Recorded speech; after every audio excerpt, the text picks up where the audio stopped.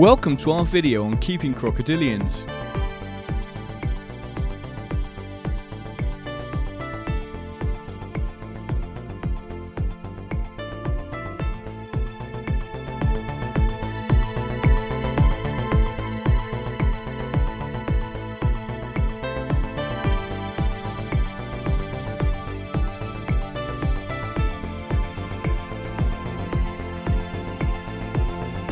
This video is designed to help you keep crocodilians in an environment which is healthy for the reptile, whilst being safe for you. Crocodilians are truly fascinating creatures, and during this video we will aim to cover some of the various facts concerning these truly awesome animals.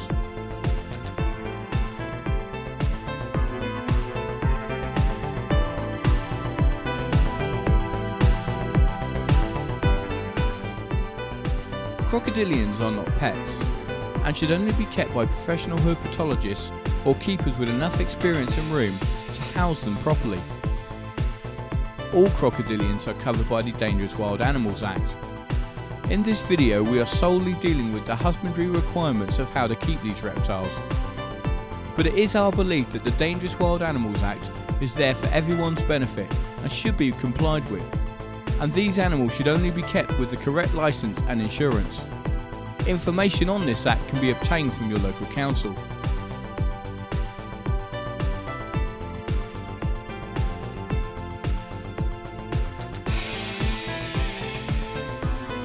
In this video, we will cover the following points: crocodilian biology and body structure, housing your crocodilian, handling your crocodilian,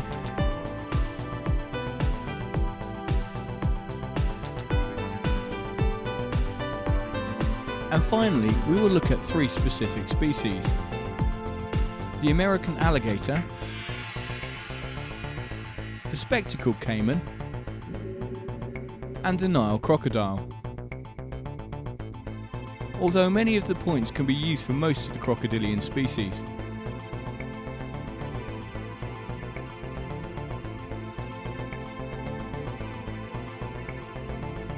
Crocodilian biology is a very complicated subject, and during this video we will only cover this subject on a surface level. There are many in-depth books which can be purchased to further the keeper's study. We will now have a look at the various features which make these reptiles totally unique. One of the first things which people notice about crocodiles and alligators is the difference in their jaws. It is an easy way to distinguish between them. In alligators, when the mouth is closed, the lower teeth are glued inside the upper ones. However, in crocodiles, when the mouth is closed, both upper and lower teeth are along the same line, and the teeth scissor together. The conclusion of this is both upper and lower teeth are visible when the mouth is closed.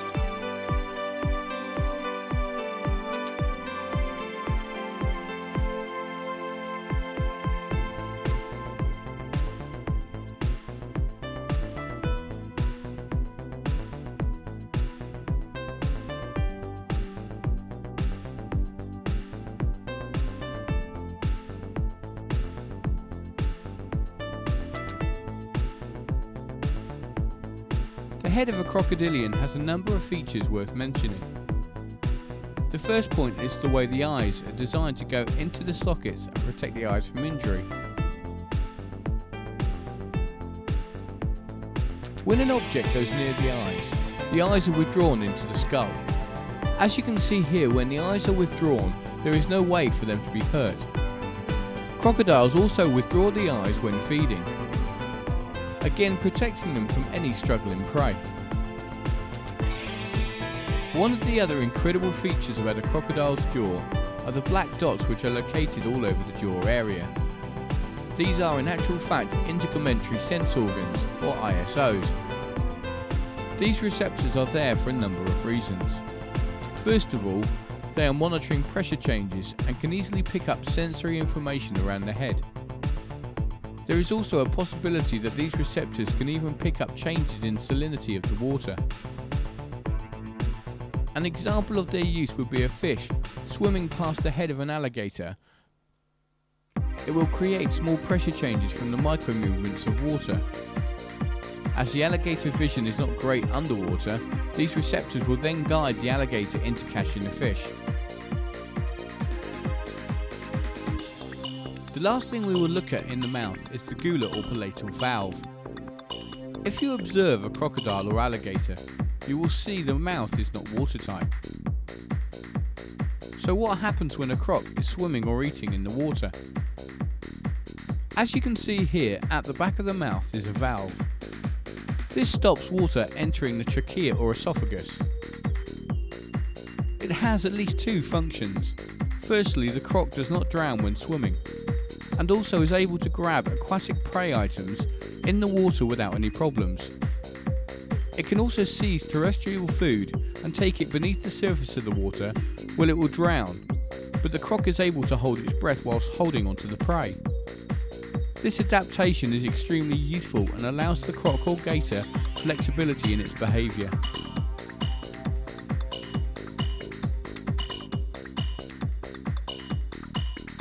It is a common misapprehension that crocodilians cannot hear and don't have ears. As you can see here, they clearly do. They have a flap of skin which protects the ear from attack.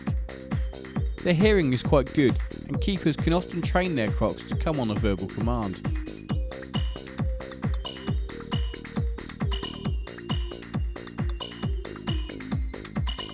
Along the surface of both the alligator and crocodile, you will see protrusions called osteoderms.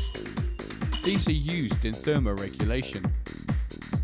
They have an extremely good blood supply and can be used in much the way an elephant uses its ears to cool down.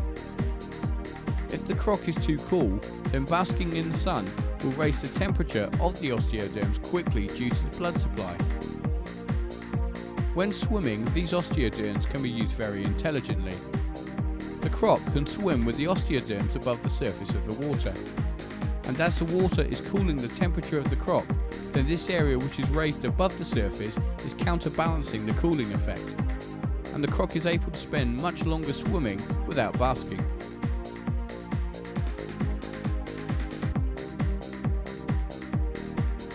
An important part of keeping crocodilians is to realise that they are the only reptiles which are recognised to have a higher function within the brain.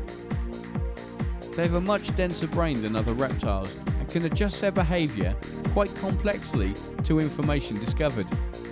So it is important for any keeper to realise this and give the animal the respect it deserves.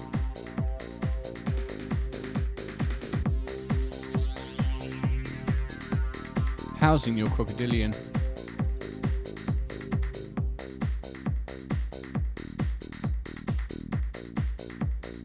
Housing your crocodilian is an important factor to your new acquisition remaining healthy. In this video we have based the housing footage on medium-sized crocodilians. It is essential that a number of points are remembered in the building of your croc pen.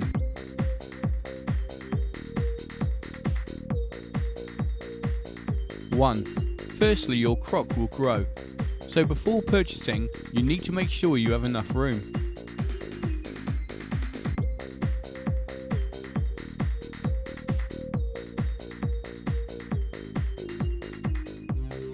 2.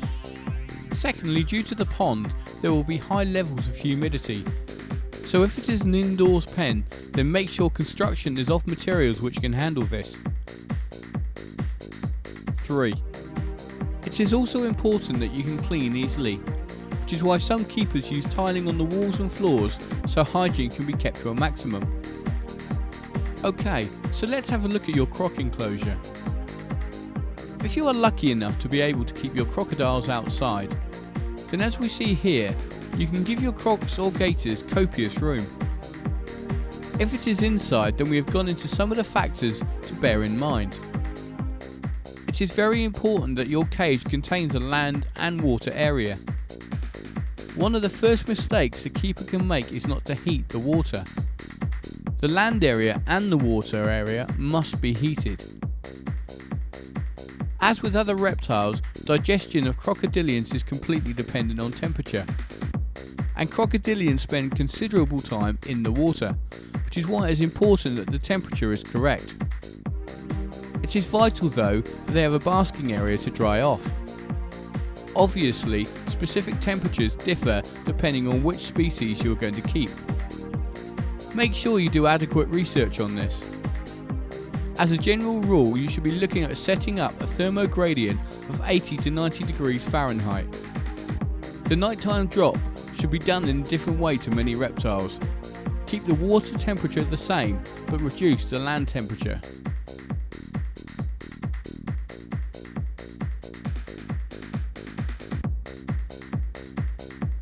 How large your enclosure needs to be is obviously dependent on the size of the crocodilian you have purchased, but base the size roughly on 4 times the length of the croc or caiman, and it is the same for the water enclosure. This is very much a minimum, and if you can give more room then please do so. The water area should be kept clean. It is important that a filtration system should be used on the water system. Many garden centres sell this type of equipment as it is often used in koi carp ponds. Remember that captive crocodilians are susceptible to bacterial infections due to unclean cages. Here we see the sort of cage a keeper might use for an indoor enclosure. Note the water area and basking area. The pond has a filter system which is plumbed to the outside. It is a good idea to make sure the caiman or croc has somewhere they can go to feel secure. Decorations can be placed in the cage, but remember, crocodilians are very strong and so the decoration should reflect this, otherwise it will get destroyed. A good substrate is river sand. This is also available from garden centres. A crocodilian's feet are very soft, so it is not a good idea to use concrete in the enclosure as this can cause problems. Many keepers have different opinions on whether crocodilians need full spectrum lighting, but there is some evidence to support the hypothesis that it is beneficial, especially when compared to crocs who are kept without it. UVB is obviously important in the synthesis of vitamin D3, although much of it is absorbed from a varied diet. UVA importance is largely unknown, but the behaviour and general health of crocodilians is improved by using full spectrum lighting. It is also thought that this wavelength is responsible for skin hygiene. We would always recommend the use of this type of lighting. The new power suns which have been developed also make good basking spots, as well as being full spectrum lights. When designing your enclosure, you need to think about cleaning and not causing the croc too much stress. That's why a filtration system is good, as it is constantly filtering the water. Many keepers have had their captives from babies, and so have trained them to be used to the cleaning regime. This is a much better system, as the reptile is far less stressed. There is no wrong or right way of cleaning, as long as the cage is clean and the animal's needs are paramount.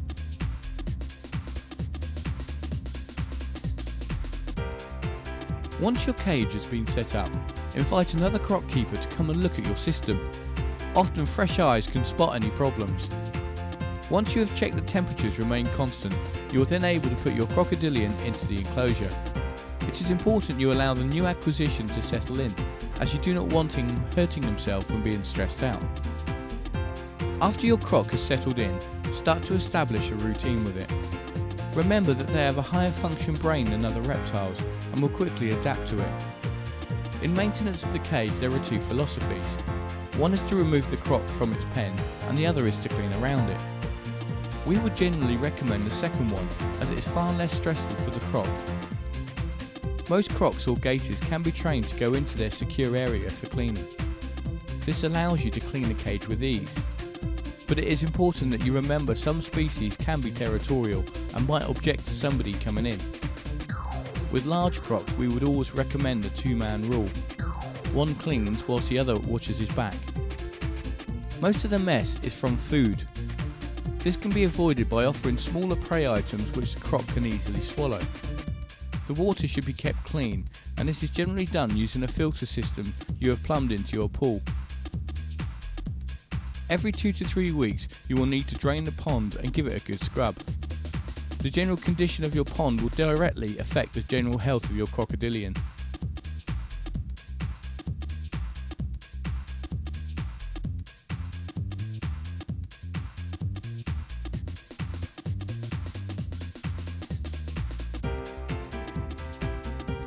Handling your crocodile is the most dangerous part, and although you can get some calm crocodilians, it is generally the exception rather than the rule. If handled wrongly, the crocodile can be injured, and so can the keeper. Normally when crocodilians are restrained in any way, you will see a completely different side to them. Many species will thrash about and death roll to escape. Whatever handling technique you choose to use, it is important it is done as fast and safely as possible to reduce stress levels in the croc.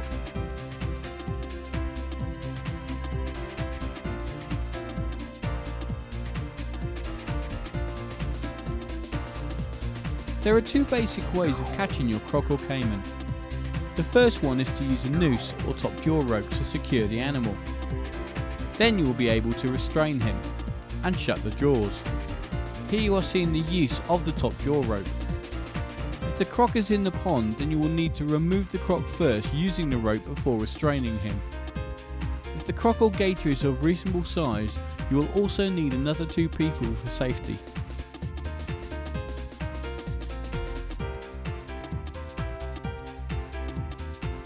Here you can see the top jaw rope in use, and the croc has been moved to a different part of the enclosure where the top jaw rope is then secured. Make sure it is secured to something immovable, as they are very strong animals and capable of strength which will surprise most people. It is important at this point that the croc or gator's body language is carefully watched. Before a croc explodes into action, the legs change position and the body tenses. By keen observation, it can give the keeper advance warning of what is about to happen. The keeper in one movement needs to go from a standing position at the rear of the croc with the end of his tail between his legs to kneeling astride the croc where he or she places his hands safely around the neck. It is important for keepers to allow their legs to take their own weight and not the croc's back. Make sure you are lifting yourself slightly so this does not happen. The backup keeper then helps by turning the legs so that the croc is immobilized. It often helps by placing a blindfold over the head of the captured crocodile, as this helps reduce stress. Now the time has come to deal with the end that bites. It often helps by placing a blindfold over the head of the captured crocodile, as this helps reduce stress. This can then be removed once the croc is secure. It is worth noting that when the blindfold is being placed on the croc will often bite the blindfold if it can, and this will have to be untangled before it can be removed.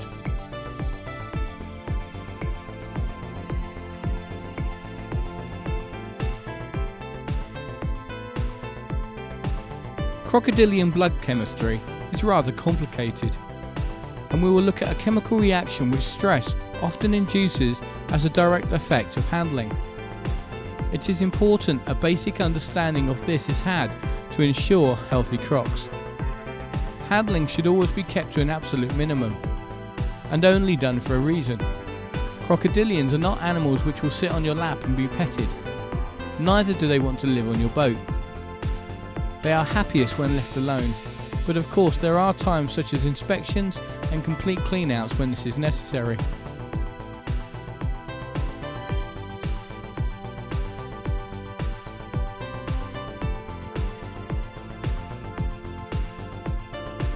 When stressed, one of the reactions which can take place is a shift in the pH level of the blood. It often drops a great deal, and in other forms of life this would cause injury or death. This process is known as acidosis, and anyone who has seen The Crocodile Hunter will have certainly heard Steve mention it on numerous occasions. Crocodiles are built for short bursts of energy and not long ones. When a croc is stressed and thrashing about, then lactic acid builds up. Under normal conditions the body deals with this and everything is okay. But when restrained and the croc is being held, it is unable to do this. This then leads to the pH level in the blood dropping to dangerous levels. It is a credit to these creatures that they can take this level of drop at all. But the important factor is the length of time this occurs over, which is why handling must be done as quickly and safe as possible.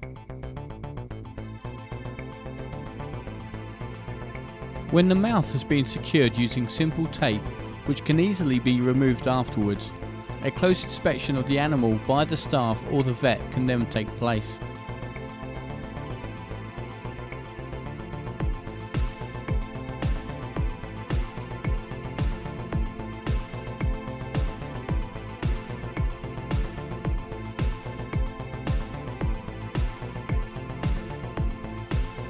The other way of handling crocs is as you see it here. Carlos is taking the croc by the tail, and using the T-piece, which is placed in the neckline, you are able to block the croc from turning and biting. The croc is then manoeuvred round to a position so you can place a blindfold over the eyes. This can be an exercise where patience is a virtue, as some crocs I have observed throw the blindfold off numerous times.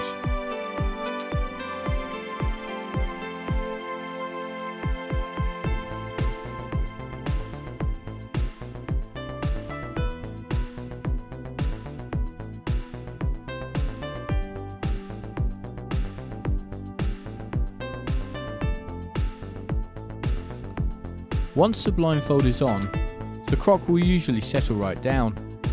This gives the keeper an opportunity to stand correctly and commit to the movement we talked about earlier. Once astride the crocodile or gator, with the hands placed around the neck, you are now ready to move your hands to ensure the mouth is kept closed. You will notice in both examples, Carlos pulls the head upwards once he has a grip of the jaw. This is to enable greater control. It does not hurt the croc but allows the keeper to feel more secure. With your hands around the neck, you are ready to begin the journey in closing the mouth. With both hands stable, your right hand should come forward over the eyes. This calms the croc and makes moving your other hand easier. This hand should also be gently pressing down on the head, making sure the mouth is shut. The left hand should come forward along the head and grasp the jaws, holding them shut. Your fingers should be underneath, grasping hold of the lower jawbone with your thumb on top, applying pressure. This gives you a firm grip. It is very important that you do not bring your hand in from the side, as the croc or gator will pick up on it and turn sideways and bite you. As we have said earlier, crocs and gators are very sensitive to movement from the sides. With this grip in place, you can now move your right hand and grasp the jaw on the opposite side, giving you a two-handed hold. You may now gently pull the head towards you to enable greater control.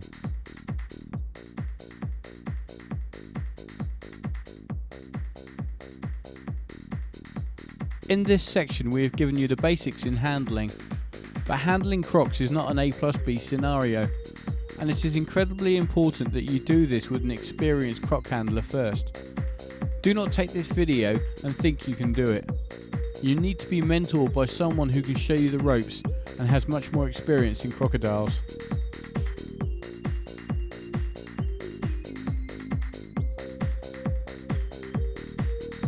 In this final section, we have given you the basics of 3 specific crocodilians. However, if you are contemplating keeping these species, then it is an absolute must that further research is done.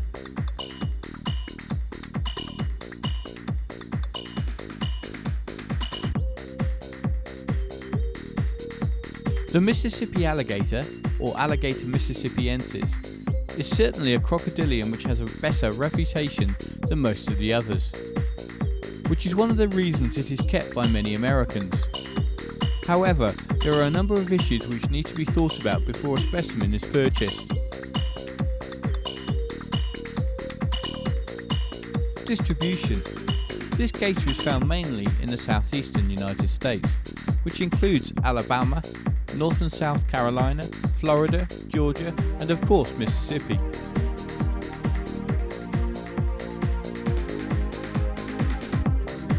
Generally, these creatures are found in freshwater swamps, as well as rivers and small bodies of water. The construction of burrows is also well known with this species, and is used when temperatures drop due to the time of year.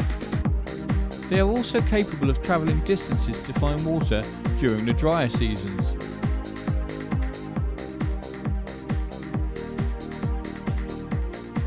Males can reach 12 to 14 feet, which is important when considering this in captivity. A 14-foot alligator would require a sizable enclosure and pool.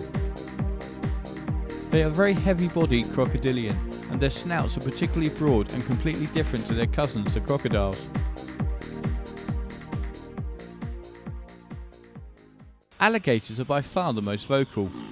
During the mating season, these reptiles are well known to call to each other. In doing this, large males are even capable of making the water vibrate from the low frequencies employed to do it.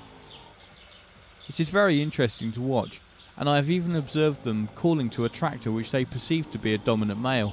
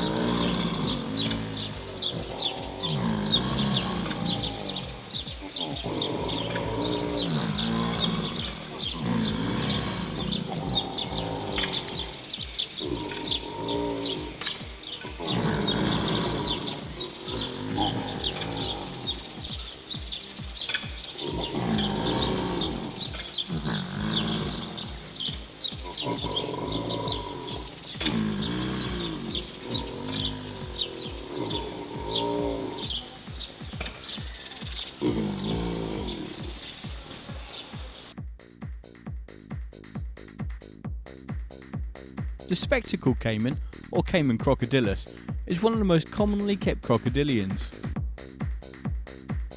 Exported frequently and occasionally bred in captivity, these reptiles need the correct husbandry and care for a stress-free existence. Their distribution is based around South America and includes Brazil, Colombia, Costa Rica, Guyana, Honduras, Mexico, and some of the southern states in the USA. Their habitat is quite varied due to their adaptable natures. They are found in lowland areas where floodplains exist. Interestingly, they generally prefer still water, and as with the alligator, if environmental factors have become difficult, they are known to burrow to protect themselves. Their diet starts with aquatic insects and crustaceans, and as they grow bigger, this then changes to larger prey items, such as fish, amphibians and water birds. Full adults are capable of taking larger mammalian prey, which come to drink near the water. The temperament of the spectacled caiman is one for much debate. Generally, they are easily stressed and can bite quickly when harassed. This is certainly not one of the calmer crocodilians, and the main reason it is kept is the small size it achieves when compared to some of the others. One of the things to watch out for in the handling of this species is the way it bends its tail and head round trying to defend itself. When this happens, it is all too easy for the caiman to bite the end of its own tail off. If this is to be avoided, then careful handling must be observed. This species is not one which we would recommend, as they have a nervous disposition and can remain highly stressed when kept. Whilst understanding you are never going to have a totally calm crocodilian, there are far better choices to keep. If you do decide to keep the spectacled caiman, then attention to its enclosure is important. Security for the caiman is very important, so make sure you place areas in the pool where they can hide. As caiman are offered frequently for sale and fairly cheaply, it is important that potential keepers take into account all the considerations before purchasing one of these beautiful creatures.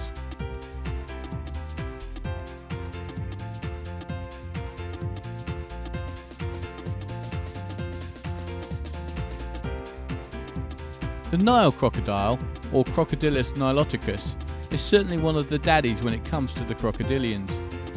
Stories of these creatures taking wildebeest in the heart of the Masai Mara is well known to most people. Their range is quite large and covers numerous African countries which include Angola, Tanzania, Kenya, South Africa, Nigeria and Mozambique. They also have habitat preferences which vary from wide rivers to freshwater lakes and swamps. This species is among the larger species of crocodilians, and males can reach between 15 and 18 feet. There is some evidence of various localities where the Nile crocodiles reach much smaller sizes. This could be due to the lack of large game crossing their path. Their diet changes due to the size variation from juvenile to adults.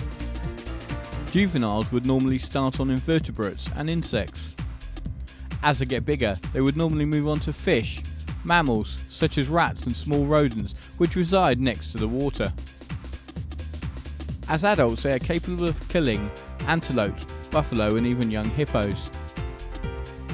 In the wild, they can spend time scavenging meat and animals which have died near or in the rivers. There have even been reports of prey animals wedged under submerged rocks and crevices so that the crocs can eat later when ready. The temperament of this species of crocodile can be truly awesome in its ferocity and is certainly not for beginners. Certainly this is not a species which is going to take kindly to being handled. Keepers have even reported being stalked and chased across enclosures. Due to the size of this species, adult handling must be done with extra people so accidents do not occur. In our opinion, the Nile crocodile should not be kept unless a keeper has exceptional facilities, which normally only a professional institution would have. This is mainly due to the sheer size that one of these crocodiles can reach. Not only do they require room for the individual animal, but the keeper needs room to work around them as well. Certainly this species' reputation is probably well deserved.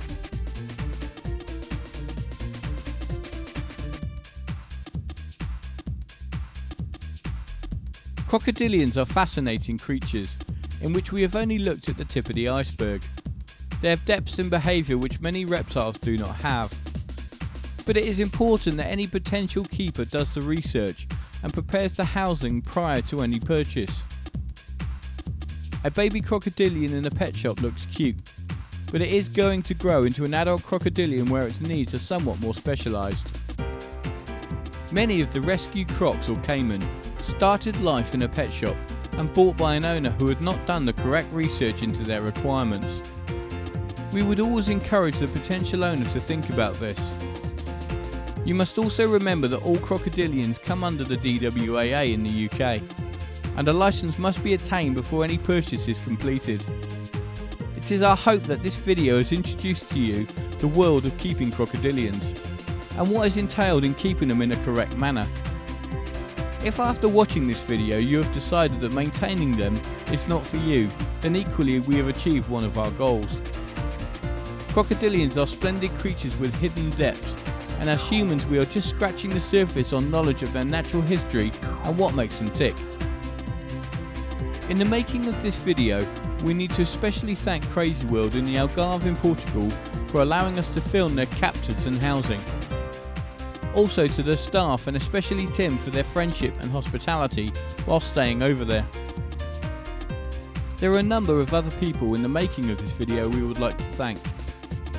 To Carlos and Paolo, two of the best croc keepers I have ever met. Thanks for your time, teaching and willingness to share. Damien Dodd, for the help in filming some of the shots needed and acting as bait when required.